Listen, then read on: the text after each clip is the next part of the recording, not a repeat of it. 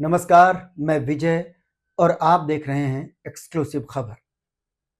पहलगाम में आतंकी हमले के बाद प्रधानमंत्री नरेंद्र मोदी को अपना बिहार दौरा टाल देना चाहिए था। ऐसा देश में बहुत लोग सोचते होंगे, लेकिन राष्ट्र भावना के इतने बड़े ज्वार के बीच जनता को संदेश देने के लिए मोदी जी को एक सार्वजनिक मंच भी तो चाहिए था। वो मंच तो बिहार में पहले से ही तैयार हो रहा था। वैसे भी सत्ता का राजकाज और सियासत ये दोनों कभी थम नहीं सकते। इसलिए मोदी जी अपने तय कार्यक्रम के मुताबिक आज पंचायती राज दिवस पर बिहार के मधुबनी पहुंचे। मोदी जी किसी को उंगली उठाने का कोई मौका नहीं देते हैं। कम से कम प्रधानमंत्री मोदी तो यही समझते हैं। लोकप्रिय, ओजस्वी और यशस्वी प्रधानमंत्री जी आज हमारे मध्य पधारे हैं। इसलिए भाषण की शुरुआत में ही कुछ देर का मौन भी उन्होंने रखा और सबको रखवाया। इसके बाद करीब 20 मिनट तक मोदी जी ने अपनी तमाम योजनाओं का पर्चा पढ़ा, लाखों करोड़ों का जिक्र किया जैसे कि वो किया करते हैं, और अंत में आतंकवादियों को कड़ी चेतावनी दी। चेतावनी के शब्द सचमुच बहुत कड़े थे। प्रधानमंत्री मोदी ने आतंकियों को मिट्टी में मिला देने का ऐलान किया। यह सुनकर सामने बैठी भीड़ जोश में भर गई और पूरा माहौल तालियों की गड़गड़ाहट से गूंज उठा। आप भी देखिए और महसूस कीजिए अपने भाषण के करीब 20 मिनट बाद मोदी जी के तेवर और सामने बैठी भीड़ का जोश। देश के दुश्मनों ने भारत की आत्मा पर हमला करने का दुस्साहस किया है। मैं बहुत स्पष्ट शब्दों में कहना चाहता हूं, जिन्होंने ये हमला किया है उन आतंकियों को और इस हमले की साजिश रचने वालों को उनकी कल्पना से भी बड़ी सजा मिलेगी। सजा मिलकर के रहेगी।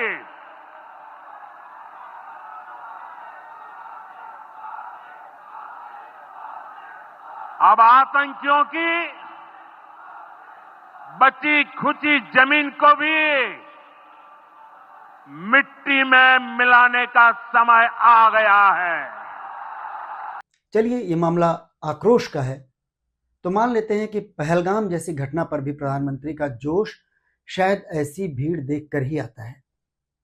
और भीड़ तो अपने नेता मोदी जी के इन्हीं तेवरों पर 12 साल पहले से तब से फिदा है जब नरेंद्र मोदी प्रधानमंत्री पद की दावेदारी के साथ चुनाव प्रचार कर रहे थे। याद है ना? लाल लाल आंख, घर में घुसकर मारेंगे, मिट्टी में मिला देंगे, ये सब आप सुन भी चुके हैं, खूब सुन चुके हैं। अब मिट्टी में मिला देंगे का अर्थ बहुत गहरा है। आप ध्यान से समझेंगे तो समझ में आएगा। ये अर्थ वही है जिसे जोर शोर के साथ फैलाया जा रहा है। यानी नाम और धर्म पूछकर हत्या करने की जो घिनौनी हरकत आतंकियों ने की, उसे हिंदुस्तानियों की नहीं बल्कि हिंदुओं की हत्या के रूप में स्थापित किया जा रहा है। इसका एक सिरा मोदी जी की अपनी राजनीति से भी जुड़ता है। इसीलिए कांग्रेस ये सवाल भी उठा रही है कि इतनी घिनौनी आतंकी हरकत और देश के लिए दुख की घड़ी में भी सत्ता में बैठे भारतीय जनता पार्टी के नेता सियासत से हट ही नहीं पा रहे हैं। इस गंभीर त्रासदी का दुरुपयोग अपने आधिकारिक और परोक्ष सोशल मीडिया मंचों के माध्यम से और अधिक वैमनस्य, अविश्वास, ध्रुवीकरण और विभाजन फैलाने के लिए कर रही है, जबकि इस समय सबसे अधिक आवश्यकता एकता और एकजुटता की है।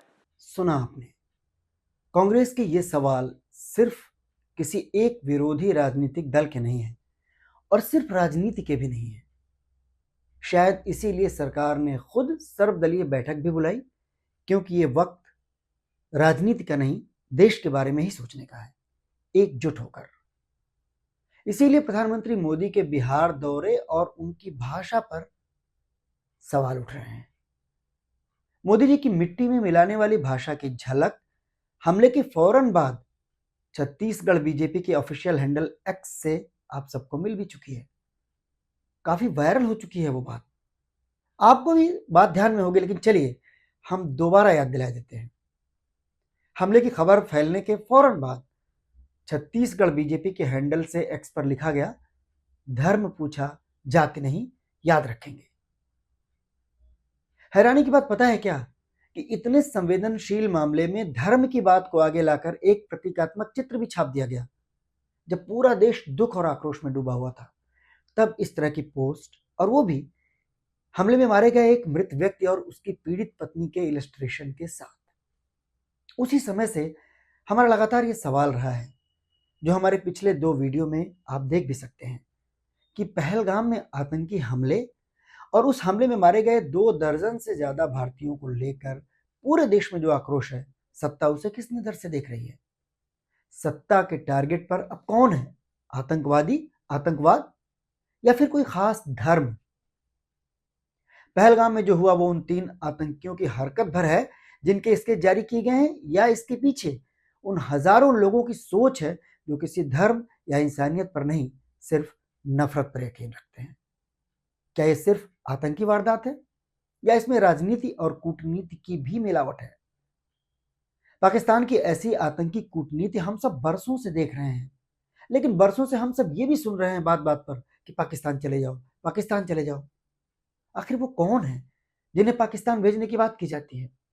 वो कौन है जो ये बात कहते हैं? सब जानते हैं आप लोग, और आप सब ये भी जानते हैं कि कश्मीर में आतंक के जख्म पहली बार नहीं लगे हैं। इसलिए सवाल है कि आखिर ऐसा क्यों?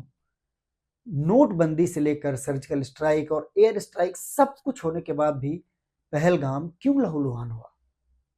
यह सवाल क्यों नहीं पूछा जाना चाहिए? सत्ता की बुनियादी जिम्मेदारी है एक्शन लेना, सख्त कार्रवाई करना। जम्मू कश्मीर केंद्र शासित प्रदेश है। आतंकी वारदात पर सीधे मोदी जी के चाणक्य गृह मंत्री अमित शाह की जवाबदेही बनती है।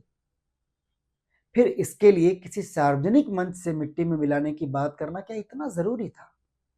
क्या ये उन परिवारों के लिए जरूरी था जिन्होंने इस घटना में अपनों को खोया है? हाँ, एक बात जरूर है कि ये मिट्टी में मिलाने वाला डायलॉग शायद ज्यादा जरूरी था मौजूदा सत्ता के स्टाइल और उसकी राजनीति के स्टाइल के लिए। क्या इतनी दुखद घटना पर फौरन प्रधानमंत्री को दिल्ली से ही बयान जारी नहीं करना चाहिए था? सारी दुनिया के सामने आतंकवाद के खिलाफ भारत के सख्त रुख को फौरन नहीं रखना चाहिए था? प्रधानमंत्री चाहते तो श्रीनगर भी जा सकते थे, वहां से आतंक के खिलाफ सख्त तेवर में बोलते तो उसकी बात कुछ और होती, उसका असर कुछ और होता। लेकिन शायद ऐसा करने से उसमें राजनीतिक छौंक नहीं लग पाती। चुनावी साल और सरगर्मी में बिहार की धरती ही मोदी जी को इसके लिए मुफीद लगी। बिहार में तमाम लाभार्थी योजनाओं को हिंदी में गिनाते गिनाते मोदी जी अंग्रेजी पर आ गए। मोदी जी ने हिंदी के साथ साथ अंग्रेजी में भी आतंकियों को ललकारा, लेकिन वो अंग्रेजी वाली ललकार उन लाभार्थियों को या उनमें से कितनों को कितना समझ में आई होगी, ये भी अपने आप में एक सवाल है। हम किसी की योग्यता पर सवाल नहीं उठाते, लेकिन तथ्य है, क्योंकि साक्षरता में बिहार देश के औसत से बहुत पीछे, करीब 60% के आसपास है, जिसमें से महिलाओं का औसत और भी कम, सिर्फ 50% के करीब है। और ये महज साक्षरता की दर है, यानी क ख ग घ या ABCD लिखना और पढ़ना, बस। अंग्रेजी में बोले गए मोदी जी के उस हिस्से को सभी लोग ठीक से समझ भी नहीं पाए होंगे। लेकिन बिहार में प्रधानमंत्री के लिए ऐसा बोलना क्यों जरूरी था? क्योंकि पहलगाम की घटना के पूरे 48 घंटे बीत जाने के बाद ये मोदी जी के मुंह से बोला गया शायद पहला सार्वजनिक बयान था। तो चलिए यही मान लेते हैं कि अंतरराष्ट्रीय समुदाय तक अपनी हुंकार पहुंचाने के लिए उन्होंने बिहार की धरती से अंग्रेजी का सहारा लिया। उन्हें सारी दुनिया को भी आतंक के खिलाफ भारत का सख्त रुख बताना था और अंग्रेजी मीडिया के लिए बाइट भी उपलब्ध करानी थी। सत्ता के शीर्ष से जब हर बात इतनी नपी तुली, इतनी कैलकुलेटिव अंदाज में सामने आ रही है, तो फिर छत्तीसगढ़ बीजेपी की ओर से एक्स पर आया वो ट्वीट भी शायद उतना हैरान नहीं करता है, बल्कि अब आप नए सिरे से भारतीय जनता पार्टी और उसके शीर्ष नेता के राजनीति को समझ पाए, उसके दिशा को समझ पाए। पूरा देश नफरत और आतंक की किसी एक घटना के बाद उसके जड़ से खत्म होने का इंतजार करता है। लेकिन लगता है कि राजनीति उस आतंक, उस नफरत को मिट्टी में दफन करने की बजाय अपने भविष्य की बुनियाद बनाने में ज्यादा रुचि लेती है। दोस्तों, आज लगातार तीसरे दिन हम आपसे वही सवाल फिर कर रहे हैं कि पहलगाम की घटना को आप किस नजर से देखते हैं? भारत और भारतीय की नजर से, या फिर सत्ता और उसकी राजनीति की नजर से? आपकी राय का हमें हमेशा की तरह आज भी इंतजार रहेगा। चैनल को सब्सक्राइब करना मत भूलिएगा और अच्छा लगे तो अपने दोस्तों, मित्रों, रिश्तेदारों के साथ शेयर भी कीजिए। बहुत बहुत धन्यवाद।